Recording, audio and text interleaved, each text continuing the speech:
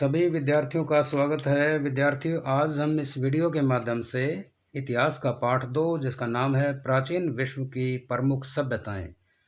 तो विद्यार्थियों, इस वीडियो के माध्यम से हम प्रश्न संख्या 51 से लेकर के और शेष जितने भी प्रश्न हैं आज हम उनको करेंगे।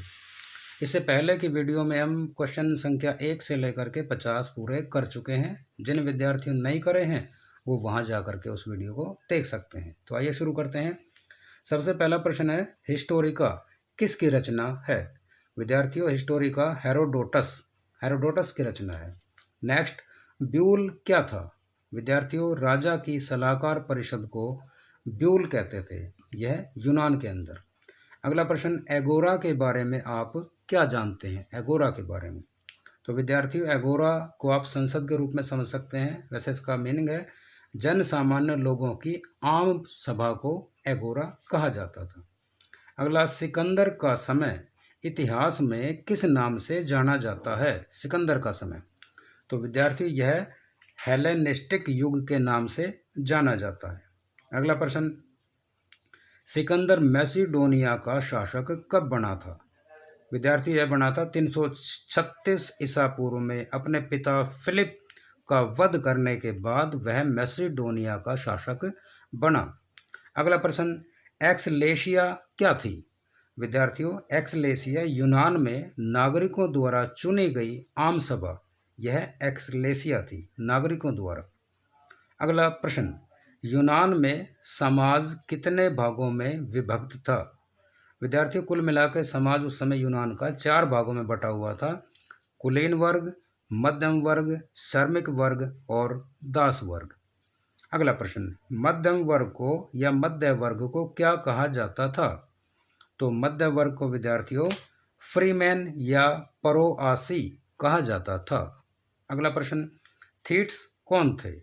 विद्यार्थियों, थीट्स श्रमिकों को कहा जाता था या तीसरे वर्ग को थीट्स कहा जाता था। अगला प्रश्न, हेलोट कौन थे? ये यूनान की सभ्यता के बारे में चला हुआ है सारा का सारा क्वेश्चन। हेलोट विद्यार्थियों दासों को हेलोट कहा जाता था, जो दास थे, जो चौथे वर्ग में आते थे। अगला प्रश्न संख्या 61, प्रथम इतिहासकार यानी कि यूरोपीय थे ये, हेरोडोटस किस शासक के संरक्षण में थे, यानी कि किसके दरबार में थे ये? तो आंसर है पेरिक्लीज के संरक्षण में ये काम कर रहे थे। अगला प्रश्न, 7 पहाड़ियों का नगर किसे कहा गया? विद्यार्थियों, 7 पहाड़ियों का नगर है रोम। अगला प्रश्न, रोम किस नदी के किनारे बसा था? 8वीं सदी ईसा पूर्व में यह टाइबर नदी के किनारे बसा था। अगला क्वेश्चन 64 नंबर, किस समुदाय के लोगों का रोम की सभ्यता में सबसे महत्वपूर्ण योगदान है? यह विद्यार्थियों एट्रुस्कन समुदाय के लोगों का सबसे ज़्यादा योगदान रहा। अगला क्वेश्चन, रोमुलस कौन था? रोमुलस विद्यार्थियों रोम का पहला शासक था। अगला प्रश्न, रोमन शासक अगस्टस के युग को क्या कहा गया? तो इस युग को विद्यार्थियों स्वर्ण युग, 31 ईसा पूर्व से लेकर के 14 ईसा पूर्व तक का काल था, इसे स्वर्ण युग कहा गया। अगला क्वेश्चन, 12 टेबल यह क्या थी? विद्यार्थियों 12 पट्टिकाओं पर लिखे गए लेख को 12 टेबल कहा गया था। अगला प्रश्न, जुपिटर कौन था? विद्यार्थियों प्रसिद्ध रोमन देवता, इसका नाम था जुपिटर। अगला प्रश्न, रोम में कैसी शासन व्यवस्था थी? गणतंत्रात्मक या तानाशाही? तो विद्यार्थी यहाँ पे गणतंत्रात्मक शासन व्यवस्था थी। अगला प्रश्न, सीनेट के सदस्यों की संख्या कितनी थी रोम के अंदर? तो यह थी विद्यार्थियों 300। अगला प्रश्न, सीनेट द्वारा नियुक्त न्यायाधीश क्या कहलाता था? सीनेट जिसको नियुक्त करती थी जज को, उसको क्या कहा जाता था? उसे कहा जाता था कौंसल। अगला प्रश्न, प्रांतों की शासन व्यवस्था किसके अधीन थी? यह थी विद्यार्थियों गवर्नर के अधीन। अगला क्वेश्चन, सीनेट क्या थी? विद्यार्थियों जनता द्वारा चुने गए लोगों की परिषद जो थी वह सीनेट थी। अगला क्वेश्चन, रोमन लोगों का मुख्य व्यवसाय क्या था? विद्यार्थियों रोमन लोगों का मुख्य व्यवसाय था कृषि और पशुपालन। और कृषि के अंदर वो गेहूं, जौ, बाजरा, जैतून, अंगूर और सेब का वो लोग क्या करते थे, इनकी खेती करते थे। अगला क्वेश्चन, रोमवासी या रोमन लोग मलमल का कपड़ा कहाँ से आयात करते थे? तो विद्यार्थियों ये आयात करते थे भारत से, अपने देश से। अगला क्वेश्चन, लोगों के यानी कि रोमन लोगों के मुख्य देवता जो थे वो कौन थे? विद्यार्थी ये थे जुपिटर यानी कि शांति के देवता, मार्स युद्ध के देवता, वीनस प्रेम का देवी या प्रेम की देवी, अपोलो संगीत कला, ये इसकी देवी थी। अगला क्वेश्चन, प्लेबियन कौन था? प्लेबियन विद्यार्थियों रोम में बाहर से आकर बसने वाले लोगों को प्लेबियन कहा गया। अगला प्रश्न, सभी सड़कें रोम को जाती हैं, इसका क्या अर्थ है? यह युक्ति बार बार आती है, आपके आगे और इतिहास की बुक्स पढ़ेंगे वहाँ भी आएगी। तो इसका मीनिंग क्या है? इसका मीनिंग है विद्यार्थियों, रोमन साम्राज्य में सड़कों का जाल बिछा हुआ था तथा सभी प्रमुख देशों को सड़कों के माध्यम से रोम द्वारा जोड़ा गया था। तो इसका मीनिंग यही इसलिए कहा जाता है कि सभी सड़कें रोम को जाती हैं। अगला क्वेश्चन, चीन की सभ्यता का जन्म किस नदी के किनारे हुआ? अब चीन की सभ्यता के क्वेश्चन शुरू होते हैं विद्यार्थियों। तो नदी सिक्यांग, उसके बाद ह्वांगहो तथा वांगहो। अगला प्रश्न, चीन का पहला सम्राट कौन था? चीन का पहला सम्राट था विद्यार्थियों फू सी। नेक्स्ट क्वेश्चन, चीन में किसके शासनकाल में कृषि की शुरुआत हुई? यह शुरुआत हुई विद्यार्थियों शेन नुंग के शासन काल में। अगला क्वेश्चन, चीन के प्रमुख दार्शनिकों के नाम बताएं।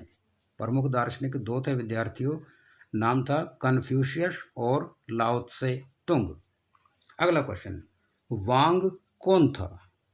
वांग विद्यार्थियों चीन के लोग राजा को वांग कहते थे। विशेषता यह थी कि वह न्यायाधीश और पुजारी दोनों का कार्य स्वयं करता था। अगला प्रश्न, वांग की सलाहकार परिषद में कितने सदस्य होते थे? तो यह होते थे विद्यार्थियों कुल मिला के 6 सदस्य। कितने हीन से एक फू बनता था? तो विद्यार्थियों कुल मिला के 2 से 3 हीन से मिल करके एक फू बनता था। नेक्स्ट क्वेश्चन है, प्रांतों को क्या कहा जाता था? विद्यार्थियों प्रांतों को फू या सेंग कहा जाता था। अगला क्वेश्चन, चिंगतियेन प्रणाली क्या थी चीन के अंदर? तो विद्यार्थियों चिंगतियेन प्रणाली थी एक उपजाऊ भूमि पर 9 परिवार सामूहिक रूप से खेती करते थे, इसे चिंगतियेन प्रणाली कहा गया। अगला क्वेश्चन, चीन का प्रमुख उद्योग क्या था? यह उद्योग था विद्यार्थियों रेशम उद्योग। अगला क्वेश्चन, चीन के अनुसार संसार का निर्माता कौन था? चीन के अनुसार या चीनियों के अनुसार संसार का निर्माता था विद्यार्थियों पानकू। अगला प्रश्न, चीन में बौद्ध धर्म का प्रसार कब और कहाँ से हुआ? यह हुआ विद्यार्थियों 6वीं सदी ईसा पूर्व में और भारत से प्रसार हुआ चीन की तरफ। अगला क्वेश्चन, माया सभ्यता का विकास कहाँ हुआ? माया सभ्यता का विकास हुआ विद्यार्थियों उत्तरी अमेरिका व दक्षिणी अमेरिका के बीच जो टापू हैं वहाँ से माया सभ्यता का विकास हुआ, शुरुआत हुई। अगला क्वेश्चन, माया सभ्यता का पंचांग यानी कि कैलेंडर इसकी शुरुआत कब हुई? तो यह शुरुआत हुई विद्यार्थियों 3114 ईसा पूर्व में। नेक्स्ट क्वेश्चन, एक बागतून का अंत कब होता है? तो एक बागतून का अंत हर 394 वर्ष के बाद में एक बागतून का अंत होता है, यानी कि 394 वर्ष का एक बागतून होता है। अगला क्वेश्चन, शहरों के सरदार को क्या कहा जाता था? शहरों के सरदार को विद्यार्थियों बाताबोब कहा जाता था। अगला क्वेश्चन, साधारण लोगों के कच्चे घरों को क्या कहा गया? इन्हें कहा गया विद्यार्थियों ना। अगला क्वेश्चन, माया सभ्यता के प्रमुख केंद्र या क्षेत्र वह कौन से थे? ये थे विद्यार्थियों ग्वाटेमाला, मैक्सिको, होंडुरास, सेल्वेडोर। अगला क्वेश्चन, माया सभ्यता में राज्यों के मुखिया को क्या कहा जाता था? राज्यों के मुखिया को। आंसर है विद्यार्थियों हेलेक यूनिक यानी कि असली पुरुष। अगला क्वेश्चन, चीन में कुंगजू किसे कहा गया? कुंगजू ये कहा गया विद्यार्थियों जो प्रमुख दार्शनिक थे जिनका हमने थोड़ी देर पहले जिक्र किया था, उनके लिए कुंगजू शब्द का प्रयोग किया जाता था। लास्ट क्वेश्चन है, चीनी काव्य रचना भूचिंग भीचिंग किसकी कृति, किसकी लेखनी है, किसकी रचना है? तो यह है विद्यार्थियों कन्फ्यूशियस की। तो विद्यार्थियों इस तरह से आज यह पाठ समाप्त होता है। आप सभी इन सभी क्वेश्चनों को अपनी नोटबुक में लिखें, याद करें। निसंदेह ये आपकी सेट और वार्षिक परीक्षा के लिए काफ़ी महत्वपूर्ण सिद्ध होंगे। तो अंत में आप सभी से एक रिक्वेस्ट कि आप इस चैनल को ज़्यादा से ज़्यादा सब्सक्राइब करें, शेयर करें, और इस वीडियो के बारे में यदि आपके कोई कमेंट हैं तो उनका स्वागत है, आप ज़रूर लिखें। धन्यवाद।